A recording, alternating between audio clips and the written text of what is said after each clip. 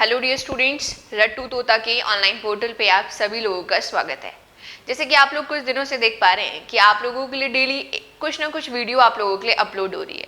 Basically ये video आप लोगों को अवेयर करने के लिए अपलोड की जा रही है, क्योंकि जनरली क्या होता है कि जब अगर हम लोग बात करें कि आप लोग चाहे बीटेक में हो चाहे डिप्लोमा में हो, तो जनरली क्या होता है कि बहुत सारे कन्फ्यूज़न रहते हैं। और इसी तरीके से अगर हम लोग यूट्यूब में बात करें तो कोई ऐसा चैनल आप लोगों के पास नहीं है जिससे कि आप लोगों को एक गाइडेंस मिल सके, प्रॉपर अच्छी गाइडेंस मिल सके। तो इसी क्रम में हम लोगों ने आप लोगों के लिए ये पहल स्टार्ट करी है, जिसमें कि हम चाहते हैं कि आप लोगों को एक अच्छी गाइडेंस मिले, एक अच्छी अवेयरनेस मिले, और इसी को ध्यान में रखते हुए डेली आप लोगों के लिए वीडियो अपलोड की जा रही है। अब बात ये है कि आप सभी स्टूडेंट्स ने वीडियो को आप लोगों ने लाइक करना है, ठीक है। अगर आपको अच्छी लगती है तो वीडियो को ज़रूर लाइक करें, और चैनल को देखो आप लोगों ने सब्सक्राइब करना है, जिससे कि आने वाले टाइम में इन्हीं वीडियो के साथ साथ आप लोगों को हम लोग फ्री ऑफ कॉस्ट आप लोगों को कंटेंट भी हम लोग प्रोवाइड कराते रहें। अब इसके लिए बहुत ज़्यादा ज़रूरी है कि आप अपने फ्रेंड सर्कल में भी इस वीडियो को ज़रूर शेयर करें, क्योंकि जितना ज़्यादा आप लोग शेयर करेंगे, जितने नंबर ऑफ स्टूडेंट्स हमारे पास होंगे, उसी तरीके से हम लोग आप लोगों के लिए आने वाले टाइम में डिफरेंट सेमेस्टर के लिए आप लोगों के लिए क्लासेस भी हम लोग यूट्यूब में लगाएंगे। चलिए, तो आपको पता ही है कि आज तक हम लोग अभी तक मतलब कुछ टाइम से आप देखते हुए आ रहे हैं कि डेली आप लोगों के लिए वीडियो अपलोड की जा रही है। और इसी क्रम में आज की जो वीडियो का टॉपिक है वो है सिविल इंजीनियरिंग में करियर कैसा रहेगा। तो मतलब अगर हम लोग बात करें कि अगर हम सिविल इंजीनियरिंग हम लोगों ने कर ली है या हम अभी सोच रहे हैं कि हम कौन सी ब्रांच को लें, तो थोड़ा सा आइडिया हम लोगों को होना चाहिए। बेसिकली मेरा सिविल इंजीनियरिंग का बैकग्राउंड है, तो मैं सिविल इंजीनियरिंग के बारे में आप लोगों को बहुत ही अच्छे ढंग से गाइड कर सकती हूँ कि किस तरीके से सिविल इंजीनियरिंग के बाद आप लोगों को करियर के ऑप्शंस देखने को मिलते हैं, क्या जॉब की अपॉर्चुनिटी आपके पास रहती है, कौन से ऐसे अवसर हैं जिन्हें आप लोग बहुत ही अच्छे ढंग से उन अवसर का आप लोग लाभ उठा सकते हैं, राइट। चलिए, तो आज के वीडियो में देखो हम बात करने जा रहे हैं कि सिविल इंजीनियरिंग में करियर कैसा रहेगा। अब देखो, सिविल इंजीनियरिंग में जब हम करियर की बात कर रहे हैं तो इसमें दो तरीके के स्टूडेंट्स आते हैं। एक तो ऐसे स्टूडेंट्स हैं जिन्होंने अभी 12th पास आउट किया है और वो सोच रहे हैं कि हम इंजीनियरिंग करें।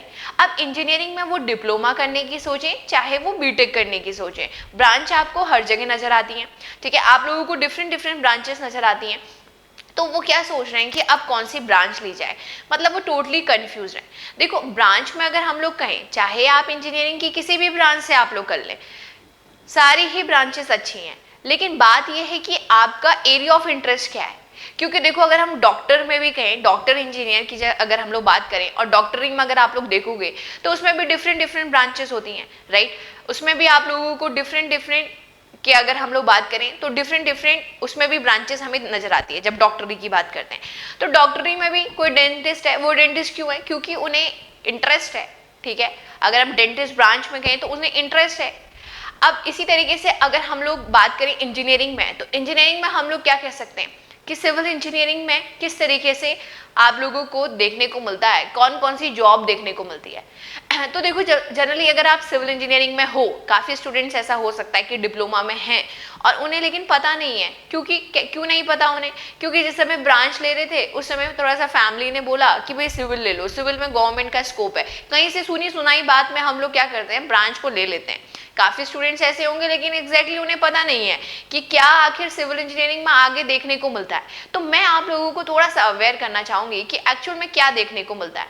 देखिए, अगर हम लोग सिविल इंजीनियरिंग की बात करते हैं तो सिविल इंजीनियरिंग में पढ़ाई बेसिकली अगर हम लोग कहें तो फ्लाईओवर आप लोग बनाना देखते हैं कि किस तरीके से फ्लाईओवर बनता है।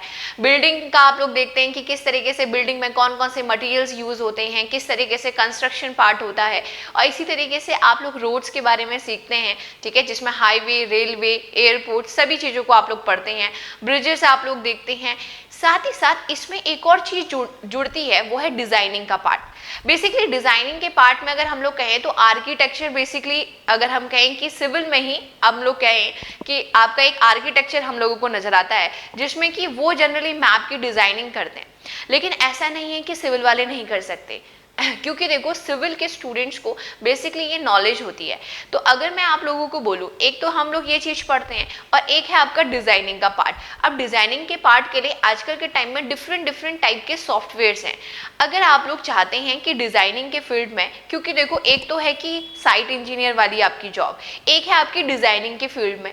अगर डिज़ाइनिंग के फील्ड में अगर आप लोग जाना चाहते हैं तो उसके लिए आपको सॉफ्टवेयर सीखना पड़ेगा। अगर मैं बेसिक सॉफ्टवेयर का बताऊं कि डिज़ाइनिंग में कौन सा बेसिक सॉफ्टवेयर आजकल चल रहा है, वो है ऑटोकैड। ऑटोकैड में आपने देखा होगा जनरली हम लोग घर बनाते हैं तो हम लोग नक्शा बनाने के लिए कहते हो आप लोग। तो नक्शा बनाने का मतलब क्या है कि मैप तैयार करना, कि किस तरीके से आप रूम्स निकालना चाह रहे हैं, किस तरीके से आप वॉशरूम्स निकालना चाह रहे हैं, कैसे आप किचन्स कहाँ पे बनाना चाह रहे हैं और किस तरीके से उस एरिया को आप कवर करना चाह रहे हैं। तो अगर आप लोग ऐसा चाहते हैं कि अगर आपका साइट इंजीनियर में आपको लगता है कि बहुत ज़्यादा हेक्टिक है और आप मैप डिज़ाइनिंग बहुत अच्छे से कर सकते हैं, ठीक है, तो आप इसके लिए क्या कर सकते हैं, एक सॉफ्टवेयर को बहुत अच्छे से सीख सकते हैं।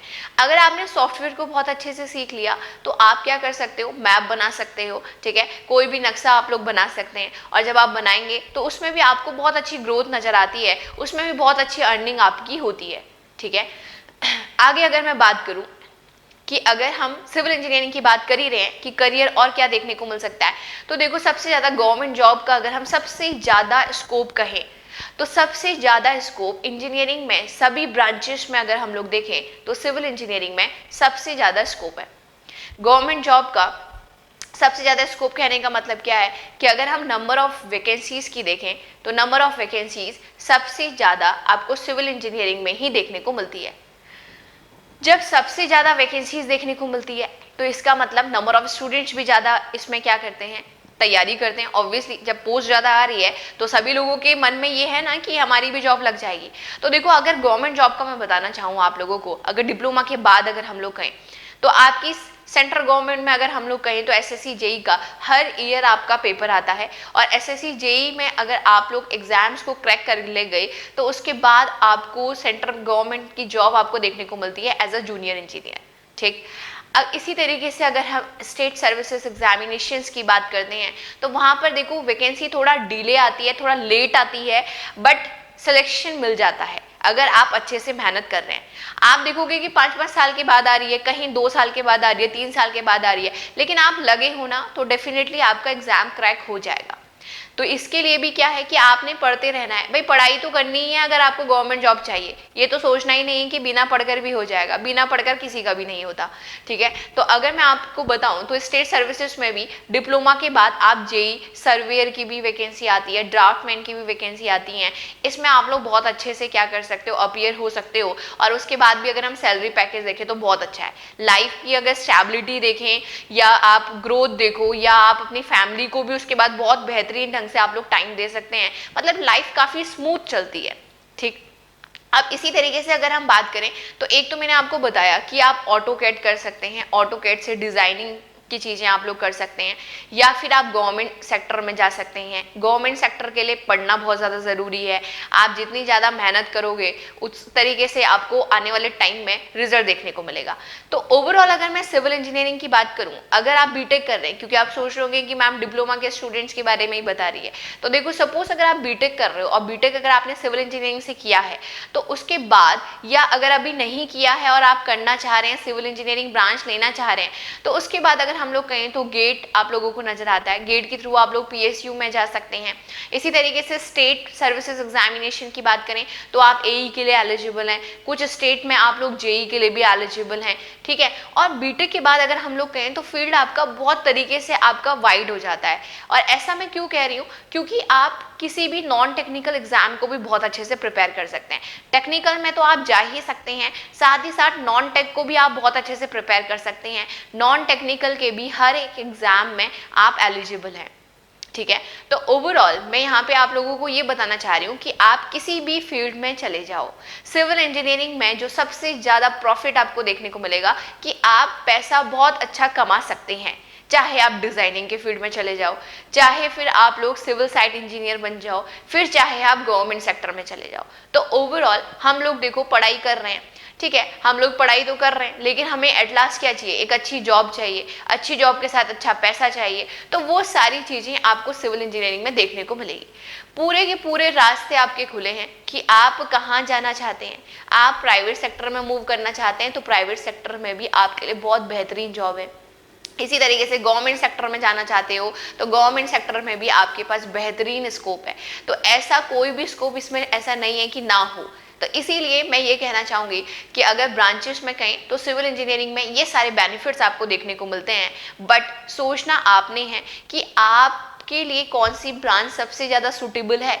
फिर जिस भी ब्रांच को आपने ले लिया फिर सोचना नहीं है, मैं आपसे बार बार कहती हूँ।